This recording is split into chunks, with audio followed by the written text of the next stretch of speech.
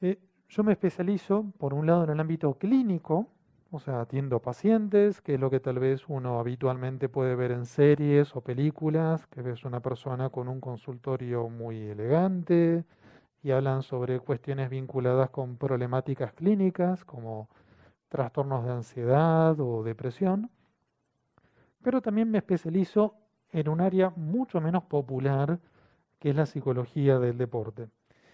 Em, ¿Qué significa especializarse en esto y en qué consiste y cómo llego al tenis de mesa también? Em, es un área, como les decía, poco popular, tiene mucho crecimiento en las últimas décadas. Aquellas personas que participan en el ámbito del deporte, como es tu caso, capaz no es algo que suene tan raro, em, pero por lo general no es el rol más conocido dentro de la psicología. Efectivamente, yo de hecho soy docente de la Universidad de Buenos Aires, soy jefe de trabajos prácticos allí, doy clases de psicología del deporte desde el año 2009. Bueno, justamente es el año que coincide en el cual empecé a trabajar en tenis de mesa. Es un deporte que aprendí a admirar un montón, aprendí a admirar un montón de ustedes porque, voy a ser muy sincero, lo digo hiper abiertamente, siempre tenía como medio asociado el tenis de mesa como un deporte que se practicaba un poco más recreativamente. Era como, bueno, esto que a veces, así como algunos juegan al metegol o al pool, hay gente que también juega al tenis de mesa o al ping-pong. Ustedes seguramente lo sean porque si están acá participando en una capacitación en pleno verano y demás, bueno, es bastante llamativo. Pero también me he encontrado con personas que tal vez entrenaban 30, 40 horas a la semana, lo cual me llamaba un montón la atención. Bueno, lo que vamos a estar hablando es muy brevemente cuestiones generales de psicología del deporte, qué es esto, qué no es, por qué está presente y por qué no. Vamos a hablar de las emociones en líneas generales, seguramente capaz algún contenido para su vida cotidiana de aquí se puedan llevar. Vamos a hablar específicamente también de emociones y lo que tiene que ver con rendimiento deportivo, cómo regularlas, cómo vamos a aprender a regular también algo llamado activación, que en un ratito veremos de qué trata esto. Y también vamos a hablar de concentración y a su vez también cómo se vincula la concentración con las emociones. ¿Por qué y para qué de la psicología del deporte y de la actividad física? Es justamente una rama dentro de lo que es la psicología, así como hay otras ramas que tienen que ver con el área clínica, el área laboral, el área jurídica, bueno, efectivamente el área educacional. La psicología del deporte justamente es una rama dentro de la psicología que tiene que ver con el estudio científico de las conductas que las personas realizan en contextos deportivos. Y en ese sentido es una disciplina que tiene dos objetivos principales. Por un lado, lo que tiene que ver con optimizar los rendimientos deportivos a partir del entrenamiento de habilidades psicológicas y en segunda instancia, eh, lo que tiene que ver con la mejoría del desarrollo personal, el bienestar a la hora de practicar actividad física y o deportes. Entonces, por ejemplo, dentro de los primeros contenidos vamos a hablar de cosas como lo que estaremos hablando hoy, aprender a regular emociones para poder rendir un poco más adecuadamente, o aprender a establecer metas, o aprender a justamente a lo que tiene que ver con el manejo del autodiálogo y otras habilidades más que son importantes dentro de lo que es el rendimiento deportivo. Y en segunda instancia, también está lo que es el bienestar y el desarrollo personal vinculado con la actividad física y deporte. O sea, yo como psicólogo del deporte también trabajo con muchas personas que tal vez no practican deportes, pero que por ejemplo quieren mejorar su adherencia al ejercicio físico, por ejemplo, o investigar sobre el impacto de lo que es la conducta sedentaria, o sea, el hecho de estar sentados, sentadas a nivel salud y a nivel salud mental y demás. ¿Sí? Por un lado tenemos justamente lo que es establecimiento de metas, regulación de la activación, esto último vamos a ver un poquito hoy, por ejemplo, entrenamiento en visualización, en autodiálogo, en rutinas de preejecución y refocalización, que eso es otra cosa que sí vamos a estar hablando hoy, y después algunas cuestiones vinculadas con el bienestar. ¿Sí? como lo que tiene que ver a la investigación de cómo el ejercicio físico impacta en el bienestar de las personas. O sea, todos sabemos, casi por sentido común, que hacer ejercicio es sano y también es sano hasta en términos de salud mental. Pero bueno, hay muchos profesionales que investigamos para que eso sea algo más o menos obvio, más allá de la experiencia de cada persona. Y a su vez también hay cuestiones vinculadas con la clínica dentro de la práctica del deporte. Uno de los puntos importantes a considerar en toda esta cuestión es que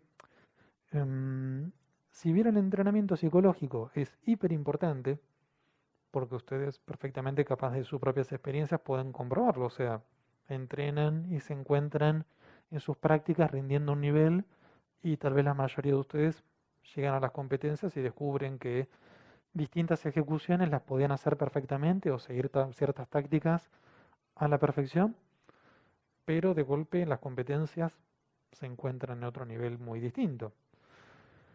Y no obstante, si bien por lo general se tiene hiper presente que para rendir en cualquier disciplina deportiva es importantísimo y se suele formalmente entrenar técnicamente, tácticamente, tal vez hasta inclusive es muy común, no tanto en este deporte, en lo personal pienso que es fundamental, el entrenamiento físico, y acá no solamente estoy hablando de lo que tiene que ver con musculación, por ejemplo, sino también aspectos nutricionales. La realidad es que el entrenamiento psicológico suele caer mucho en una mirada como intuitiva, ¿sí?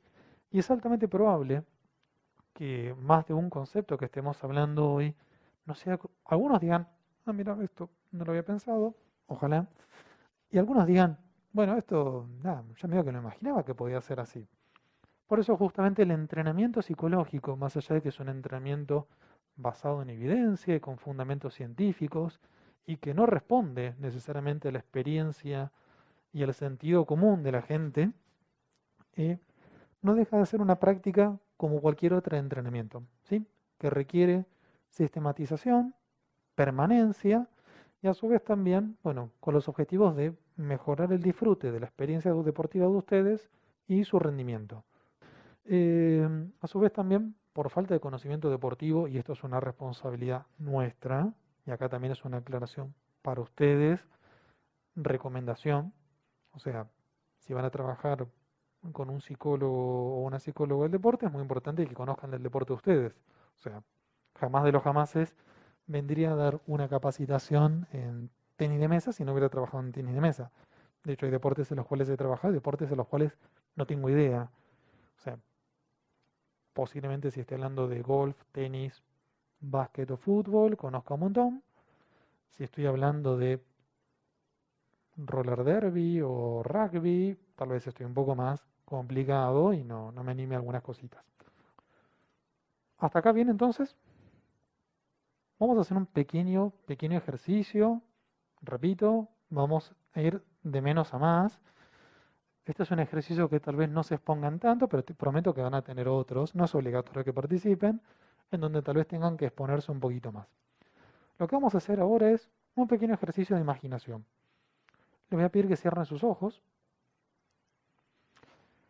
Les voy a pedir que puedan conectarse un poquito con su respiración, puedan llevar su atención a ella unos instantes. Una consigna muy importante es que si por alguna eventualidad se pierden del ejercicio, no hay ningún problema. Amablemente vuelvan a llevar su atención a mis indicaciones y va a estar todo bien.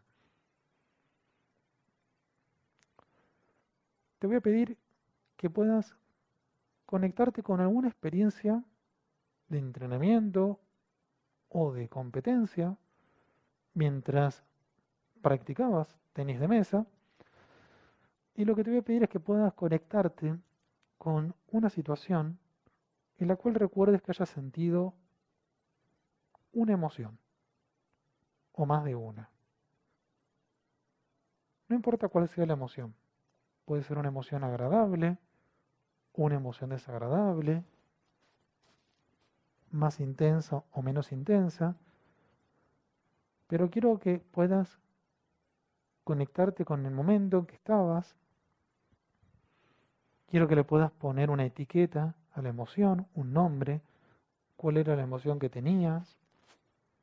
y quiero que puedas identificar cómo llevabas esa emoción en tu cuerpo. ¿Qué sentías en tu cuerpo que te decía, estoy sintiendo esto?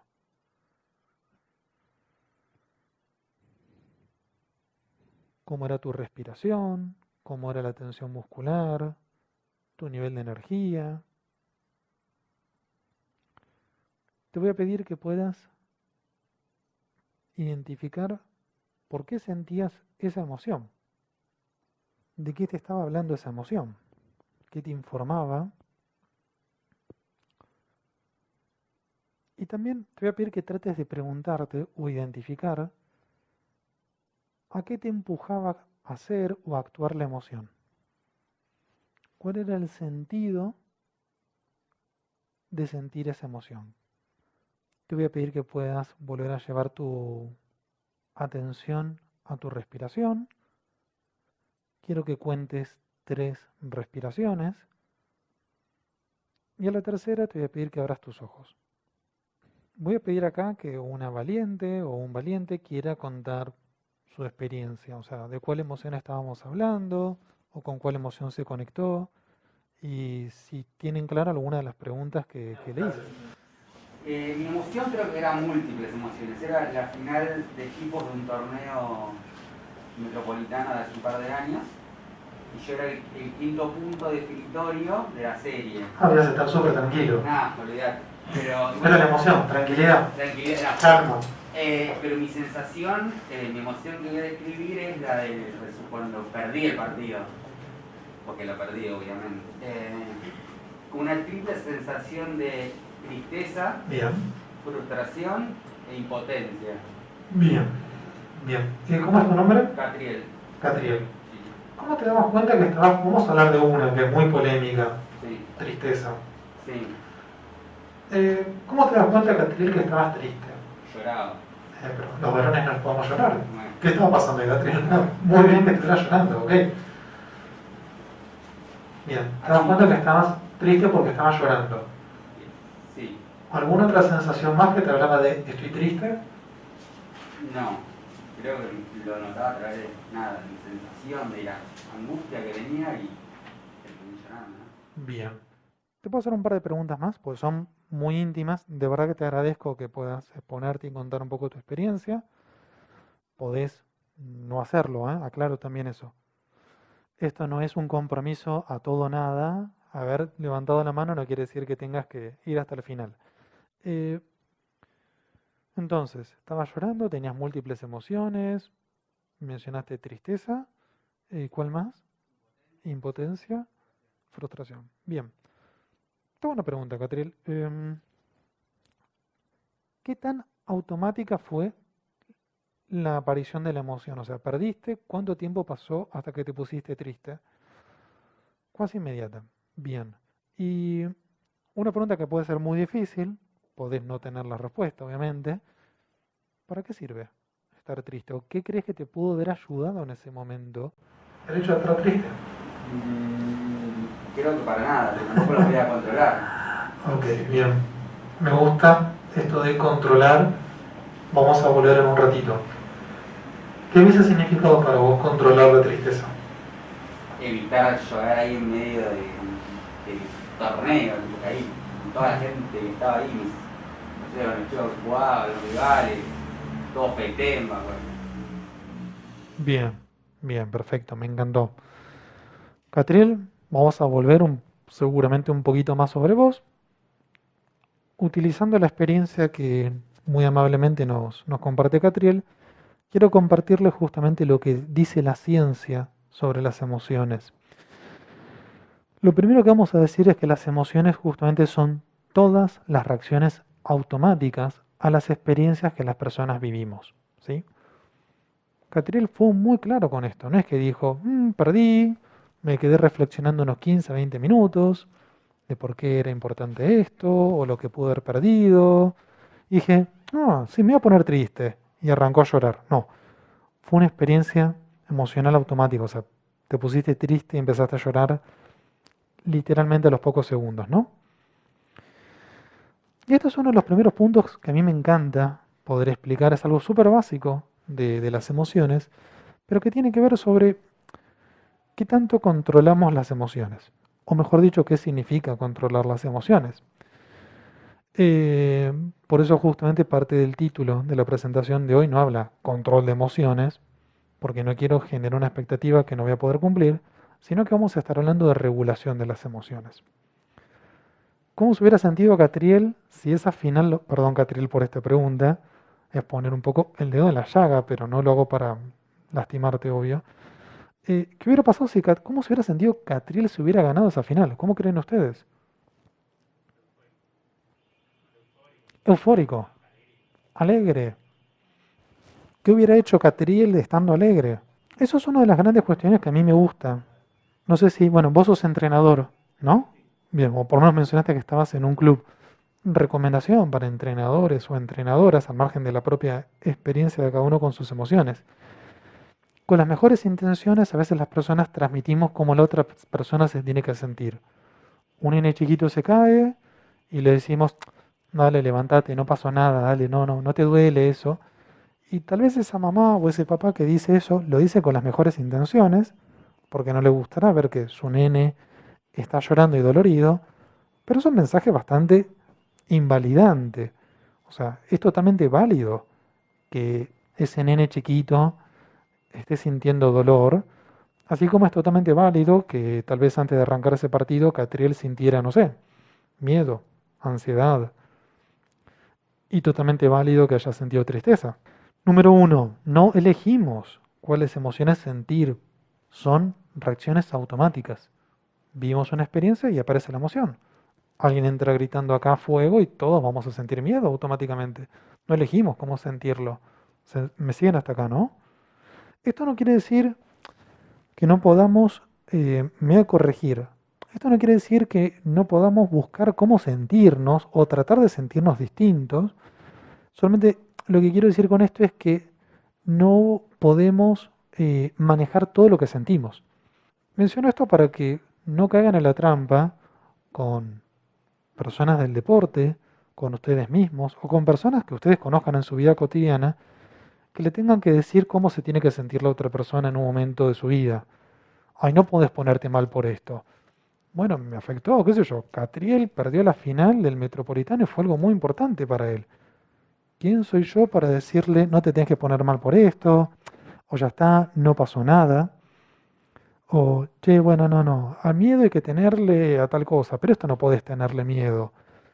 ¿Para qué sirven las emociones? Y esto es un punto muy importante. El primer punto que tengo que decir es que justamente las emociones tienen tres funciones. Nos informan lo que nosotros estamos viviendo en un momento dado, le informa al entorno lo que está viviendo en un momento dado, y a su vez también las emociones nos empujan o nos orientan a actuar de cierta forma. Si yo, por ejemplo, pienso que, bueno, que Catriel perdió esa final y se puso muy triste, yo creo que yo recibo esa información sin haber vivido ese momento, pero conectándome con tu experiencia de que tal vez ese partido era importante para vos. Y eso lo descubrí por la emoción que vos estás transmitiendo.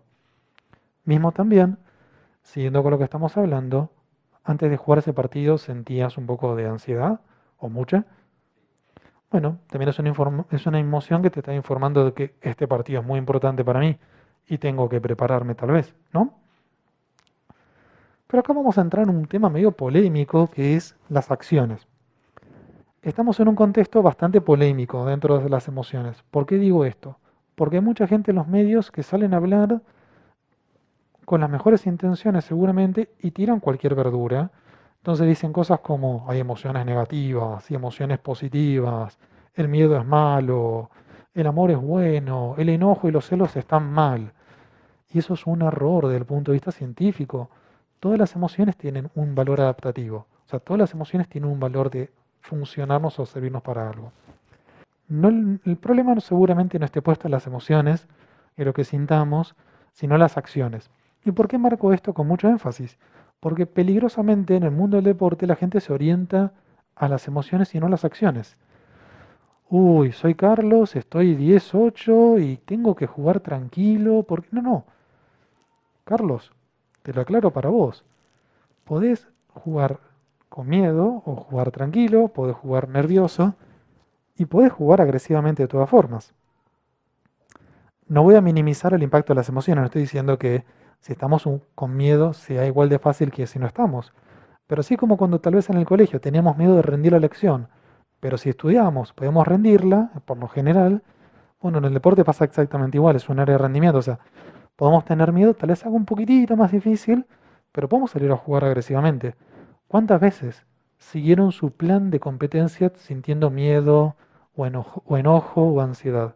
Mi primera recomendación sería, ¿por qué nos bloqueamos? El circuito del bloqueo, que la expresión en inglés es choking under pressure, que sería como ahogarse ante la presión, sucede porque las personas están demasiado orientadas a la emoción. De hecho, por ejemplo, el ciclo típico de la ansiedad es, empiezo a sentirme ansioso. Cuando yo estoy nervioso, por ejemplo, siento que las manos se me ponen frías. Eso sucede porque la sangre empieza a circular más hacia las piernas y al cerebro. El corazón me late mucho, empiezo a transpirar. Cuando las personas estamos sintiendo esas emociones o esas reacciones del cuerpo, por lo general hacemos algo que es muy peligroso, que es tornarnos hipervigilantes de esas sensaciones. Toda nuestra atención está puesta ahí, porque es como nuestra estrategia bastante primitiva y equivocada de, bueno, si yo me concentro en mi emoción, la voy a poder controlar. Error. Catriel estaba reenfocado que estaba triste y seguramente pensaba, no tengo que estar triste, y seguía estando triste. O sea, algunas respuestas emocionales y corporales, por más de que sean nuestro cuerpo y nuestras emociones, no las controlamos. Si tengo ganas de orinar, va a seguir estando ahí la orina. O sea, por más de que piensen, no tengo que tener, o si tengo frío, voy a seguir sintiendo frío. Lo importante es traer las acciones. ¿Cómo desbloquearse? Llevar la atención a un estímulo neutro para empezar. Conectarse con tal vez la sensación de la mesa, conectarse con la sensación de la toalla en la cara o tomar un poquito de agua. Y eso puede ser muy útil justamente porque nos permite tomar distancia de algo que nos decía, estás ansioso y tenés que estar concentrado en tu ansiedad, que no resuelve nada. ¿Cuántas veces ganaron puntos estando muy enfocados en sus emociones? Lo que lleva a que ganen o pierden puntos no es estar muy atento al miedo o no estar atento al miedo, sino que tanto aplican la estrategia de lo que han hecho o de lo que se propusieron hacer. Y eso es otro mensaje muy contradictorio, por eso es importante entender que las emociones podemos regularlas, pero no controlarlas entendiendo que aparecen o desaparecen.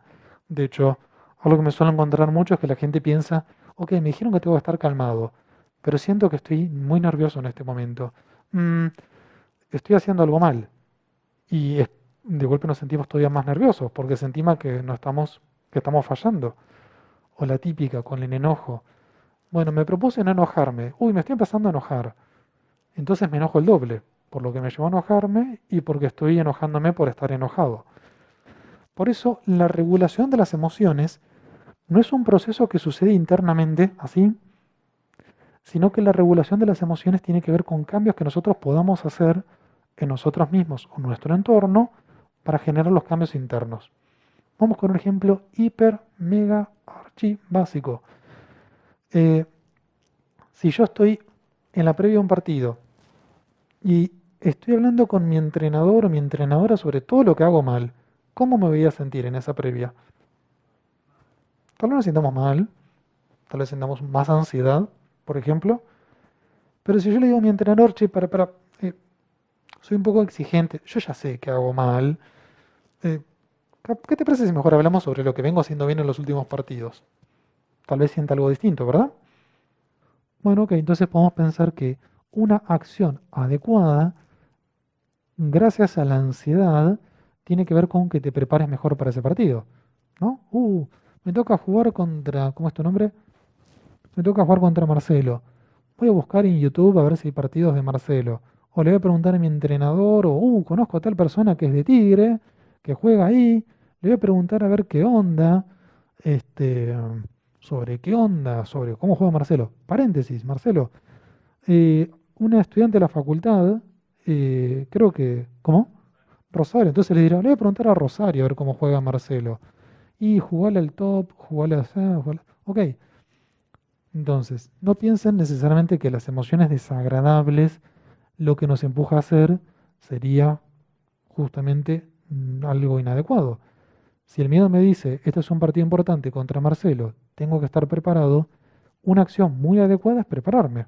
Ahora, si yo tengo miedo, una acción inadecuada sería, uy, no, no, no, tengo miedo, no quiero sentir esto, me distraigo. Y en la semana previa, en lugar de estar averiguando cómo juega Marcelo y ver partidos de él, nada, me pasé viendo la quinta temporada de Game of Thrones y vos decís, sí, me sentí súper relajado, pero tal vez no me preparé adecuadamente. Propongo alguna serie de situaciones para que las pensemos. Cometer un error con el saque. ¿Cómo puede pensar una persona cuando comete un error con el saque en tenis de mesa? Regalé un punto. Regale un punto. ¿Qué otros pensamientos pueden aparecer allí? Qué boludo. Boludo, bien. Bueno, ok. Creo que... El sector negativo. no me voy a decir qué genio que soy, eso está claro.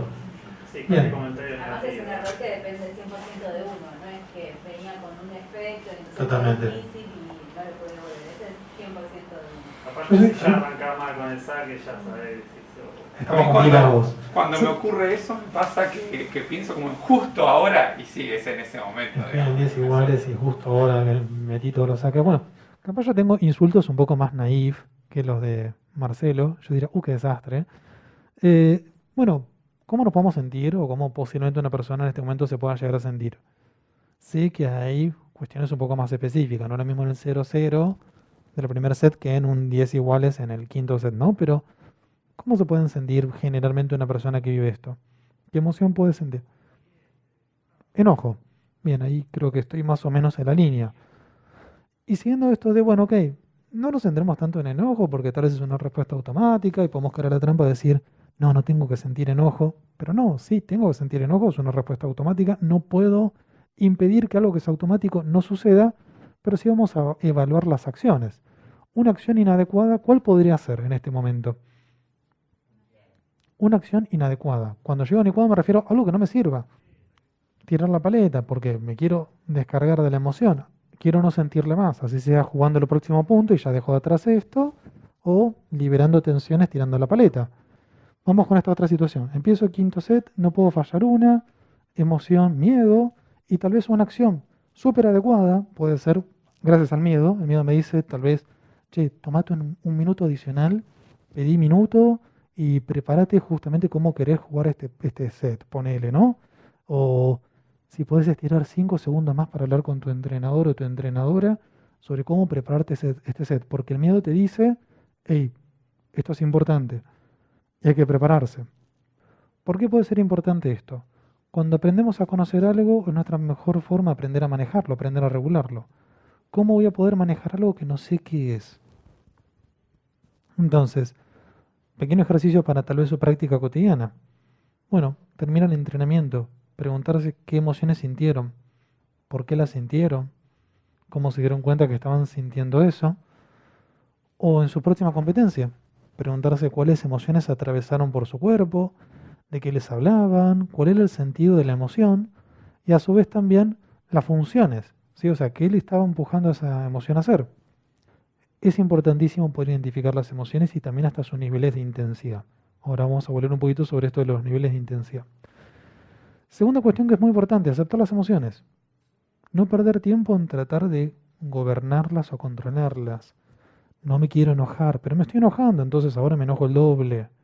Es mucho más fácil cuando también aceptamos que en la vida no lo podemos controlarlo todo, ni lo que el otro rival hace, ni lo que a veces nuestras reacciones corporales o nuestras reacciones emocionales. Es mucho más fácil surfear una ola que tratar de pararla. De mi experiencia trabajando con entrenadores y tratando de instruirles, siempre me encuentro con esta noción de, bueno, de explicarte que para jugar de cierta forma hay que sentirnos de esa forma. Si quiero jugar bien, tengo que estar calmado. Y eso va a ser un problema muy grande, porque no siempre voy a estar calmado. Si tengo que jugar de la mejor forma, tengo que mostrar mucho entusiasmo. Hay partidos que van a ser mucho más nos entusiasman mucho más que otros. Va a haber entrenamientos que van a ser mucho más interesantes y atractivos que otros. Con esto no estoy diciendo que no vamos a poder controlar el nivel de activación. Ahora voy a volver sobre eso en un ratito. Pero está bueno poder identificar que a veces podemos rendir casi tan bien sintiendo miedo que no sintiendo miedo.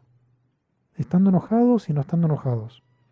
Y evaluar las acciones en relación a nuestros valores y justamente a nuestras metas. Y acá voy con lo que mencionaba recién. ¿Y cómo es tu nombre? Y lo que muy correctamente mencionaba Juan Manuel recién. Vieron que nosotros recién vimos esto de, bueno, ok, yo puedo tal vez en función de lo que siento actuar de una forma, a veces va a ser más adecuada y otras veces va a ser menos adecuada. Si yo me doy cuenta que tal vez cuando estoy por empezar un quinto set estoy un poco con miedo y tal vez lo que suelo hacer habitualmente en ese momento es estar como reenfocado en las sensaciones del cuerpo que me dicen que tengo miedo, en lugar de estar repasando la estrategia, bueno, si yo ya sé que eso va a suceder, tengo que practicarlo muchas veces. Y esto es uno de los grandes errores que tal vez veo que pasa en tenis de mesa los entrenamientos. No entrenan a manejar sus emociones. Esperan que eso ocurra en las competencias. ¿Cómo va a ocurrir en las competencias si no lo hacen en el entrenamiento? Una metáfora que me encanta de una psicóloga que admiro mucho, que trabaja justamente sobre la regulación de las emociones, dice que las personas no aprendemos a manejar arriba la autopista, sino que aprendemos a manejar en las calles más tranquilas del barrio. Entonces uno puede decir, bueno, pero ¿cómo voy a, en un entrenamiento, aprender a manejar el enojo si en los entrenamientos casi no me enojo? Haciendo lo mismo que si estuvieras enojado. Porque cuando el día de mañana te enojes, no va a ser lo mismo si ya vienes practicando cuál es la acción correcta para ese momento que si no la haces. Yo soy un defensor de la subjetividad y que cada persona elija ser la persona que quiere ser en el deporte y fuera del deporte. Y cuando me encuentro madres, padres, entrenadores que dicen, mira qué feo, mira lo que está haciendo, mira cómo hace. Bueno, qué sé yo, capaz es lo que él quiere ser o lo que ella quiere ser. Capaz yo voy a la cancha pensando, quiero ser un sacado de este deporte, un apasionado. No me gustan esos deportistas tibios que cuando pierden están así y cuando ganan están así. Yo quiero ser un tipo que viva el deporte. Estoy fantaseando, ¿sí? Como les dije, uno de los grandes errores sobre las emociones es creer que hay positivas o negativas. Todas las emociones son buenas, no importa tanto lo que sintamos, sino que posiblemente lo que haga la diferencia sea las acciones que hacemos. Pero sí podemos marcar dos cuestiones sobre las emociones. Primero es que hay emociones que son agradables y otras son desagradables. A mí el miedo es una emoción que me desagrada un montón. A otras personas la emoción que le desagradará sería, no sé, el enojo. O sea, todos queremos, o por lo menos yo quiero sentirme todo el tiempo en la vida feliz y alegre, pero la vida no es así. Sufrimiento, la tristeza es parte de la vida también, el enojo también. Y lo segundo que podemos hablar es que todas las emociones tienen un nivel de activación. Vamos a justamente identificar que hay tres clases de maniobras. Tenemos maniobras de crisis, que tiene que ver con cuando estamos en esa emoción que nos vulnera un poco y con puntajes muy, muy elevados. Tal vez maniobras para activarnos un poquito más, cuando sentamos que no nos sentimos del todo bien. Y a su vez también algunas maniobras como para regular un poquito. ¿Sí? Esto es como cuando estamos manejando, vemos que el semáforo se pone en rojo, cómo hacemos un freno, cómo arrancamos cuando el semáforo está en verde y si el semáforo no está amarillo, ver, che, tendré que acelerar un poco más, tendré que ir frenando. ¿Sí? Hago una pequeña aclaración. Este ejercicio que vamos a hacer ahora lo voy a hacer un poco más general, llevando la herramienta al extremo. Lo voy a hacer un poquito más corto y adaptado, que tiene que ver con un ejercicio llamado los 5 sentidos. ¿Sí? Les voy a pedir que puedan identificar, no hace falta que los digan en voz alta, ¿sí? 5 colores que vean. Si ven gris es mi camisa. Les voy a pedir que puedan identificar 4 sonidos.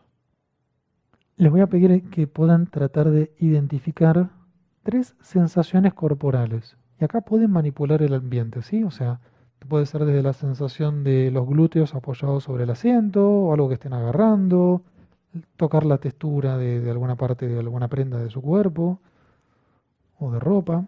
Les voy a pedir que puedan identificar tal vez 2 aromas. Esto es un poco más complicado, barbijo de por medio, un ambiente bastante esterilizado, pero si pueden identificar 2 olores, o uno al menos. Y les voy a pedir que puedan tal vez identificar un sabor. Repito, pueden manipular también el ambiente, o sea, si tienen un caramelo pueden ponerse el caramelo en la boca, si tienen tal vez agua pueden tomar un poquito de agua, o Este ejercicio de los 5 sentidos, lo que tiene por objetivo es que nuestra atención, toda ella, se vaya de la situación crítica que estamos viviendo. ¿A qué voy con esto? Si yo estoy viendo una crisis, perdón por las expresiones que voy a usar, lo más probable es que la vaya a bardear la situación. Si yo estoy pasado de enojo, por ejemplo, estoy 10 puntos de enojado, posiblemente yo no pueda gobernar mis acciones, porque estoy pasado de rosca, por ejemplo. O si estoy muy ansioso, tal vez me pasa igual. Estoy temblando, las manos me están sudando y la paleta no la puedo agarrar, y quiero, o las piernas me están como tambaleando un poquito. Y a veces las personas tenemos como un umbral de manejo de nuestras emociones. Yo capaz, por ejemplo, no sé, si tengo 9 o 10 puntos de miedo, y sí, tal vez no puedo afrontar nada. Pero si logro bajar ese miedo a un 8, creo que tengo más recursos para manejarme, ¿sí? Pero en un partido, ¿cómo lo hago? No hacen falta que hagan todo el ejercicio de los 5 sentidos, pero capaz pueden elegir uno.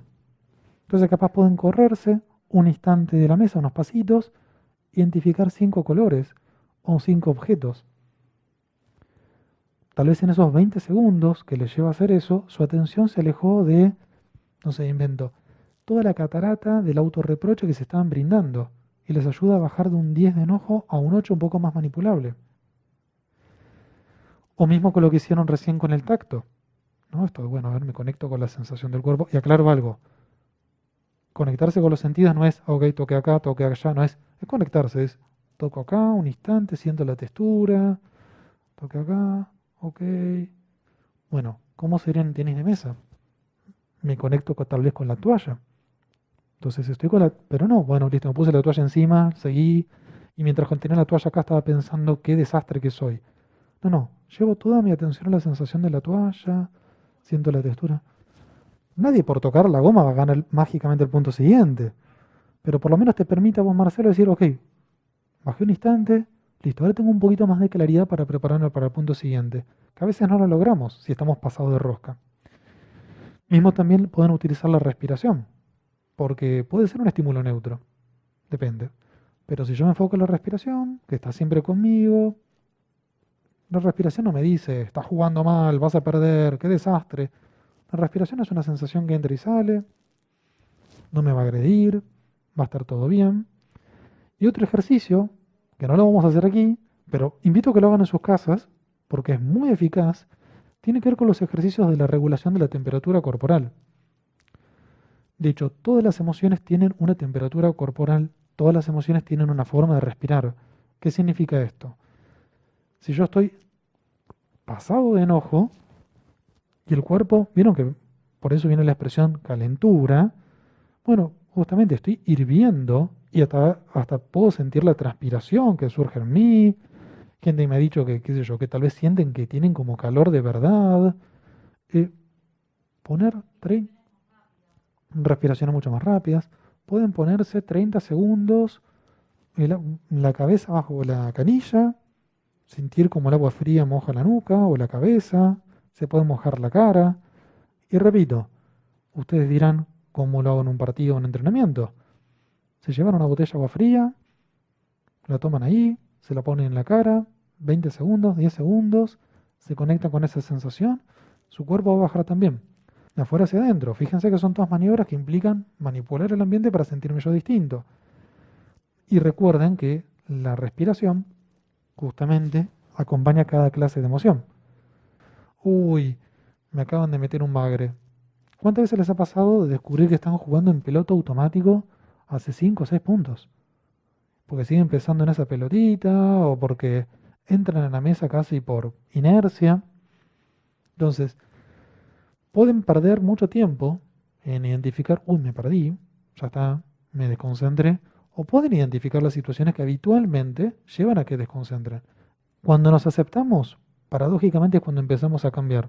Cuando una persona se mira al espejo y dice, uy, sí, tengo sobrepeso, tal vez es cuando esa persona o se siente mejor con su cuerpo o hace una dieta. Capaz cuando vos aceptes que sos un apasionado, un temperamental de tu deporte, tal vez te fastidias menos cuando te muestres de esa forma. Es decir, bueno, yo soy así. Es muy fácil decirlo, es un proceso largo, pero capaz hoy diste un pasito en eso. Bien, Entonces, hay distintas estrategias que hablan sobre cómo entrenar la concentración. Hoy solamente voy a mencionar una, pero por ejemplo, Juan recién mencionaba lo de las prácticas simuladas, esto de repetir muchas veces. No siempre podemos controlar todo porque no podemos lograr que el otro me meta un bagre todo el tiempo. Pero está bueno que podamos hacer competencia de partidos muy seguido en donde se van a dar bagres. Si tal vez me incomoda el público, puedo hacer prácticas simuladas en donde, no sé, en mi club me estén todo el tiempo mirando alrededor de la mesa, si tal vez la presencia del público me incomoda y me lleva a desconectarme. O si tal vez jugar contra jugadores muy expresivos me desconecta mucho y yo soy entrenador, le digo, che, aquel voy a poner siempre una vez por entrenamiento que juegue con los dos jugadores más expresivos del club, para que pueda empezar a acostumbrarse. Es una forma de aprender a lidiar con las situaciones que nos desconcentran. Vamos a cerrar con algo llamado rutinas de refocalización, que es un poco lo que justamente el caso más famoso y mediático es el de Nadal, ¿sí? Uno de los grandes mitos y errores con respecto a la concentración es creer que la concentración es esa habilidad que tenemos que, desde el momento que arrancó el partido, sostener la que terminó. No. Un deportista que logra entrenar y logra concentrarse es un deportista que logra volver cuando se desconcentra. Es imposible que en un partido no nos desconcentremos. Imposible. Ahora, no es tan fácil no desconcentrar, mejor dicho, no es tan fácil volver. Vamos a hacer un pequeño ejercicio de 1 minuto. Quiero que nuevamente vuelvan a cerrar sus ojos. Y quiero que se concentren solamente en su respiración. Cada vez que su atención se vaya de su respiración a pensamientos, a ruidos, alguna sensación del cuerpo que me dice qué hambre que tengo, ese sería yo, quiero que vuelvan a llevar su atención a la respiración. Cuando se vaya su atención, vuelven a la respiración. Abran sus ojos.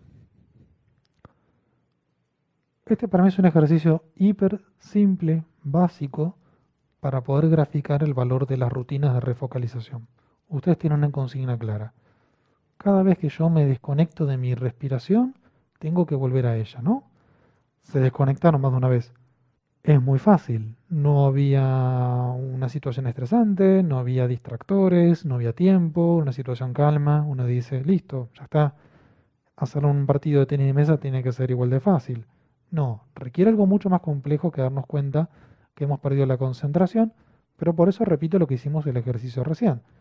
Es muy importante poder anticipar las situaciones en las cuales sabemos que habitualmente nos desconcentramos. Nos va a permitir estar más atentos. Yo soy Carlos y sé que cuando me hacen un bagre se me tienen que encender todas las alarmas. Es probable que me pierda en el próximo punto porque me desconecté.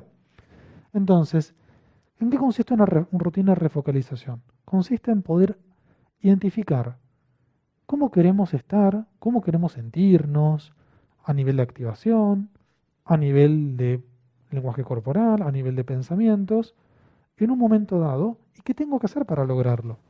Bien, sacando una ventaja grande, perdiendo intensidad en mi cuerpo. Carlos, ¿cómo querés sentirte cuando tenés una ventaja grande con tus rivales? ¿Cómo te gustaría estar en la cancha en ese momento? ¿Relajado? Ok, o sea, bajando la intensidad. No, misma intensidad, pero más tranquilo. O sea, también. Ok, tranquilo por un lado, pero manteniendo la intensidad, ¿no? Claro, eso sería la idea. Bien, eso sería lo ideal. Bien, acá hipotéticamente yo pensé, bueno, con energía, repasando la estrategia de punto a punto, no irme y demás. La práctica y la repetición genera asociación. En una próxima competencia, cuando saques una ventaja grande, tal vez estés haciendo lo mismo, o más fácilmente. ¿Sí? Esto es una rutina, es hacer una serie de acciones controladas, que dependen de nosotros hacerlas, que nos permiten sentirnos y actuar de la forma que queremos estar. Situación, luego de varios errores, sintiéndome desanimado.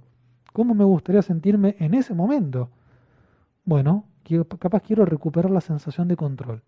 Sentir de que yo puedo tener la iniciativa del partido, de que no depende solamente de lo que haga mi rival. Bueno, ¿cómo puedo lograrlo? Bien, me alejo de la mesa unos pasos y recuerdo el valor de este partido para mí. ¿Sí? Capaz me digo por qué es importante este momento como para activarme un poquito. Entonces, una persona que tal vez siempre sienta que empieza como a desganarse y ya está con ganas de tirar la paleta e irse a la casa, le diría, bueno, prueba esto y repetilo varias veces. Obviamente la rutina no es algo que yo le voy a decir a ustedes lo que tienen que hacer, sino que es una experiencia muy también casera. ¿Por qué Nadal hace lo que hace? Si yo hago lo mismo que Nadal, ¿me va a pasar lo mismo que Nadal? No, es una experiencia de Nadal. Para Carlos, repetirse iniciativa en ese momento significaría una cosa muy distinta para mí. Por eso mi invitación es que tal vez puedan identificar las situaciones en donde habitualmente ustedes descubren que pierden la concentración, cómo quieren sentirse o estar en ese momento y qué tienen que hacer. Y repetir muchas veces para que eso suceda. ¿Sí? Bueno, les agradezco infinitamente. 10:15 pasadas. Muchas gracias por el tiempo, por los minutos adicionales que me brindaron de su tiempo. Les agradezco mucho.